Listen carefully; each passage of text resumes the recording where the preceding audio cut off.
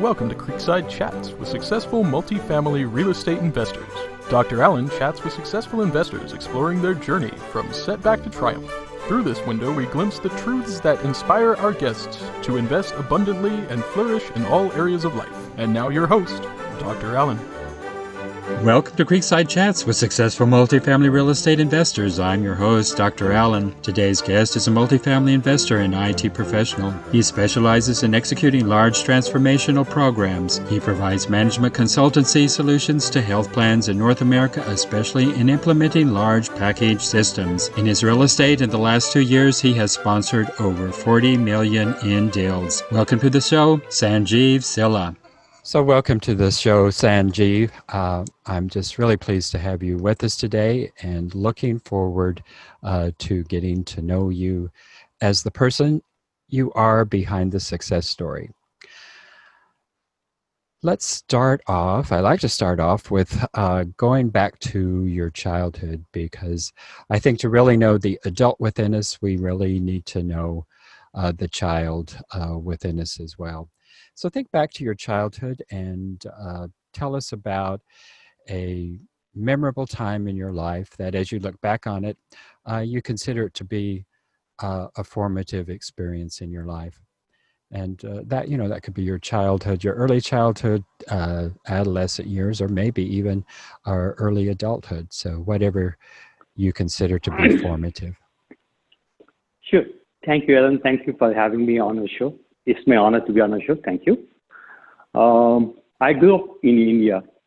I did my schooling, college, everything in India. We moved to US for a job. It's not actually a job, it's a relocation from India to US in 2004. We came to Denver, Colorado. That's my first place. Me and my wife came. Regarding my experience, I grew up in a small village. And I have two sisters, and my father is a revenue officer in the village. And I used to walk to the school, which is like 3 kilometers. That's my middle school, 6th and 7th grade. Then I used to walk 5 kilometers to high school. I know I never felt anything bad. I mean, I used to enjoy walking all the way, coming back. If you wanted to wake up, we want to go to school, we wake up early, pack the lunch, and go. It's a great experience, right? Talking about my memories, right? I mean, as a kid, I always enjoy watching cricket, which is an Indian sport. We love watching cricket, and I used to play with my cousins, friends, playing chess. You can see I love playing chess, still love. One of the memories, one of the examination, I got 7th rank, which I went to the good college. My parents used to tell me, do well, go to good college, your life will be settled. So that's what I used to keep in my mind, making sure that I need to get into good college, good grades, and get a job. I always want to be an IT professional. Well, I see people playing cricket in movies and different things like that. It just makes absolutely no sense to me, and I think that's the case for most Americans. So explain the game to us so we can understand what is cricket all about. So basically, I mean, if you compare, I know it's a long game. We used to play 5 days, but now times have changed. I can explain in a minute. Now we can play in 3 to 6 hours. It's called 20-20 games. So it's changed a lot now. Still, now we are watching games on the TV nowadays. The game is all about, there are 2 teams will be there, and each team have 11 players. And one team has to bat first. That means they have to score runs first. Right. And they will give it time. It's not time. They call it 50 overs. Each over means 6 balls. Okay, so it's called one-day cricket. So first they will score a run, and the second team has to make those runs +1 in 50 overs or less than 50 overs to win the one-day match. So it's basically, it's very fun, more than anything else, right? It's a fun, a lot of people watch together as a group. And in the college, we used to watch a lot of people. It's fun and excitement, and it needs a lot of energy, focus. So that's pretty much any game. It's all about winning the game. More than winning, the process, people love it, and people like me used to enjoy watching those games. So what I don't understand is, how do you score in the game? So a bowler, that means he will throw a ball. It's not only throw, he will actually put a ball. He has to put 6 balls in an over. He can score, can be 1, 2 runs, or 3 runs. It can be 4 runs. It can be 6 runs for each ball. The maximum is 6 runs, right? So a bowler has 6 balls in a time quarter. So you first have to throw 6 balls, and he can score as many runs he can. The maximum, each ball can go up to 6 runs in the maximum. If the ball is going all the way to the boundary without touching the ground, we call 6 runs, right? It's called sixes. It's kind of a home run, if you compare with the baseball, right? And if the ball is crossing the boundary, touching the ground, they will get 4 runs.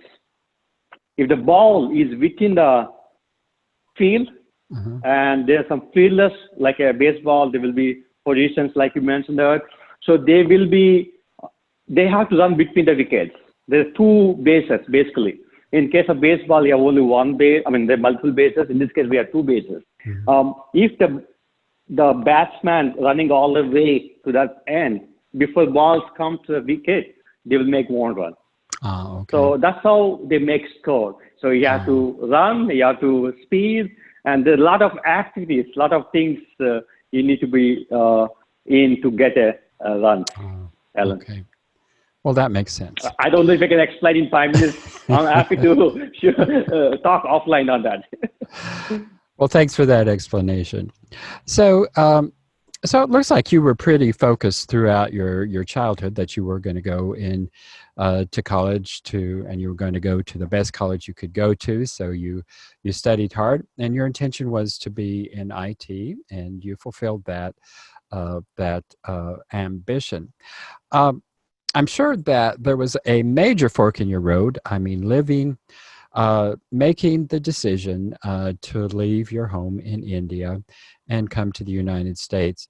That had to be a big fork in the road, and I'm sure there were a lot of things going into that decision. So talk to us about the opportunity that came from that, and everything that went into the decision to actually pick up your family and come to an entirely different culture in an entirely different part of the world. Yeah, it's all credit goes to my parents, Alan. Starting my childhood, I want to be in India, I want to go to US because it's one of the best countries in the world, a land of opportunities, right? So my parents never said anything. You can go what you want to do. That's the best thing I got from parents. I don't know if I can send my kids to a different country now, because not country I can send them, but I don't think I can stay them, miles away from me. But my parents took the decision. They never worried about you go excel yourself. That gave me a lot of confidence. I can do anything, right? So that's how I came to this country.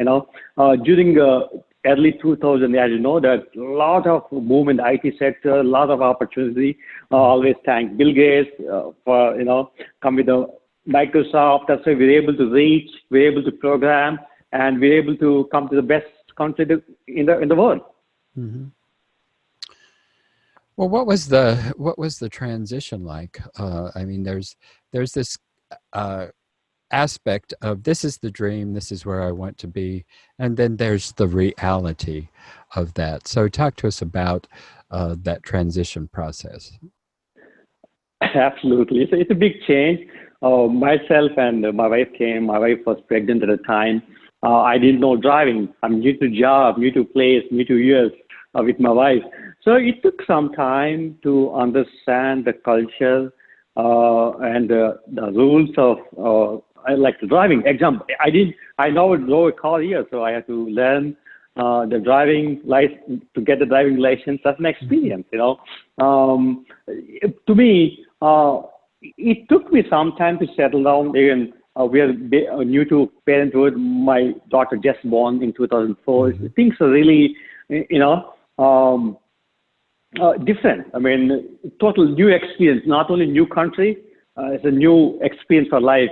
I became a father. We became parents, and initially, but thankfully, we're able to navigate very well. We're able to smooth. We took as an experience. To me, life is all about the moments, happy moments, right? It's not about how much you spend or where you spend. It's all about you have to enjoy each process. We enjoy the culture. We enjoy the new roles, and it's really fun to be here. So. Well, that is good. I'm sure, though, that, I mean, not only did you have to worry about acclimating to this yourself, but you had a wife who also had to go through that acclimation process. And I'm sure that there were a lot of frustrations for her as well as for you in adapting to a new place. I know that India is a very family-oriented culture, and your wife would have had a lot of familial support with her first child, and yet she came here to the United States, and there just wasn't any of that. Did you have any relatives here, or was it? Yeah, my wife's cousin, my cousin lives in this country, but you're right. My wife always felt bad initially. I'm missing my parents. I'm missing my family. So I was the one. Let's talk. It's a new technology. Let's call them every week, every day, whenever we want. At the time, there's no FaceTime, no video calls.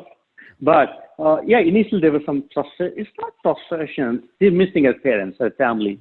But my wife's cousin lives in New Jersey. They came with the family to see us.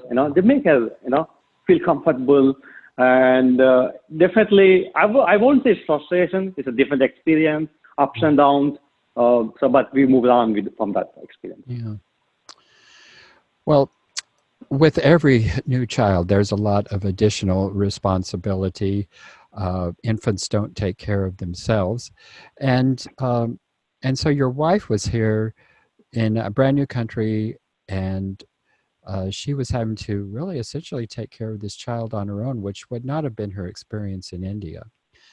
How did she cope with all of that? My wife is very smart. She's able to build a relation within the friend circle, within the neighborhood, and she has some gifted talents, how to make friends, and also. I think we went to a class. They explained how to take care of kids. Also, I remember I was reading a book when you become first time.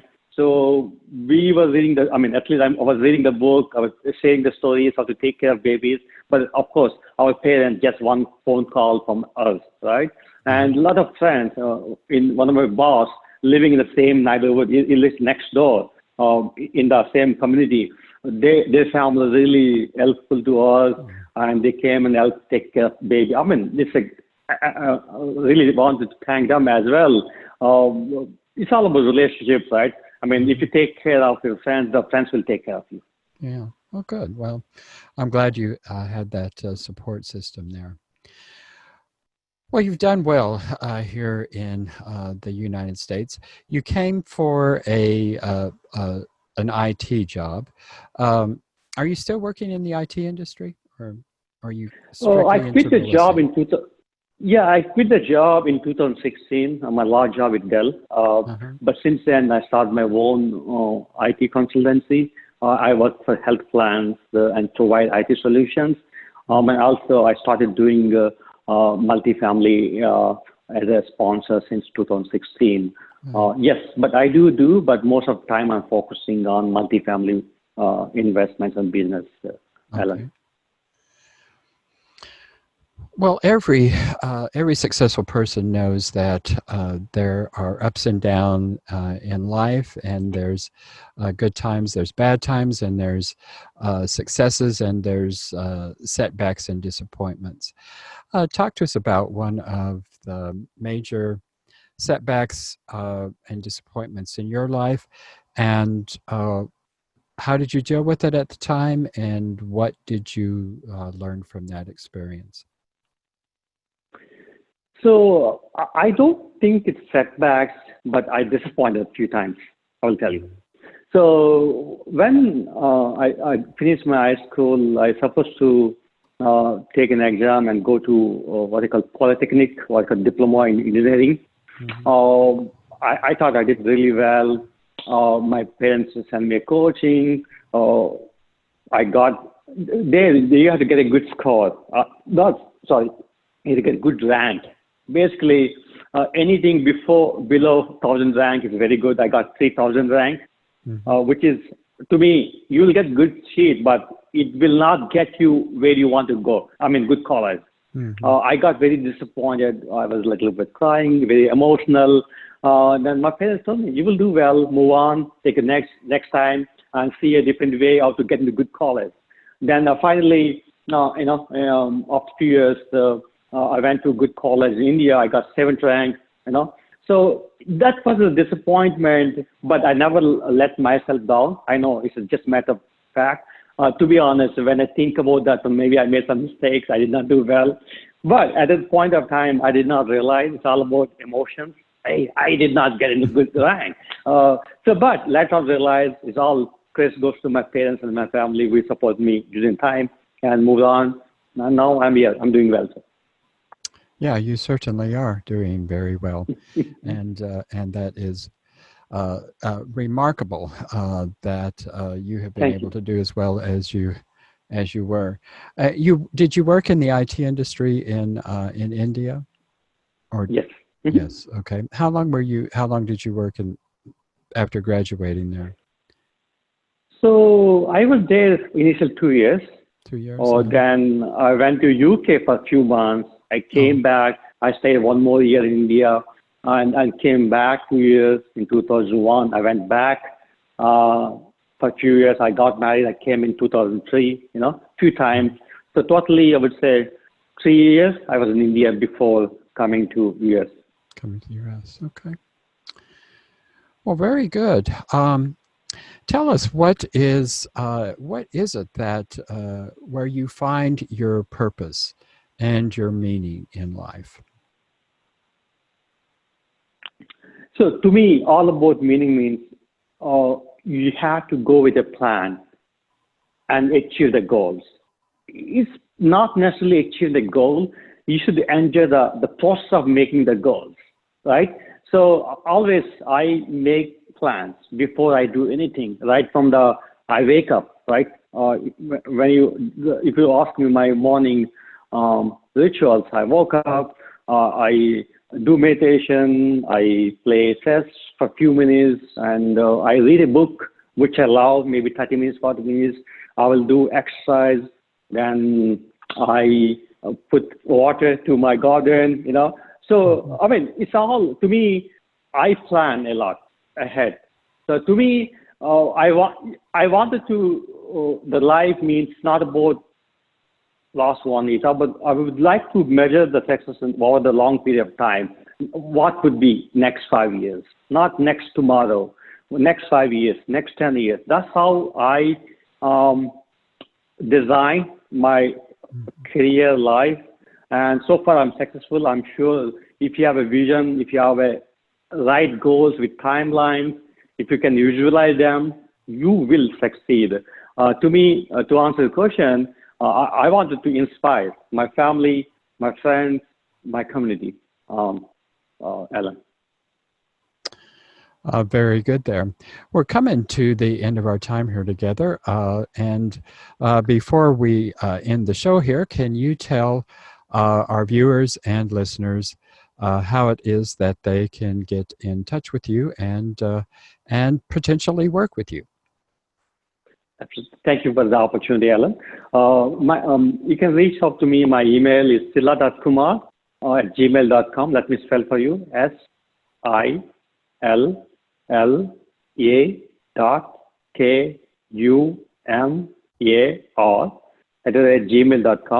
My cell number 623-628-5921. Your listeners can reach out to me anyway, Alan, by email or phone, whatever makes sense for them.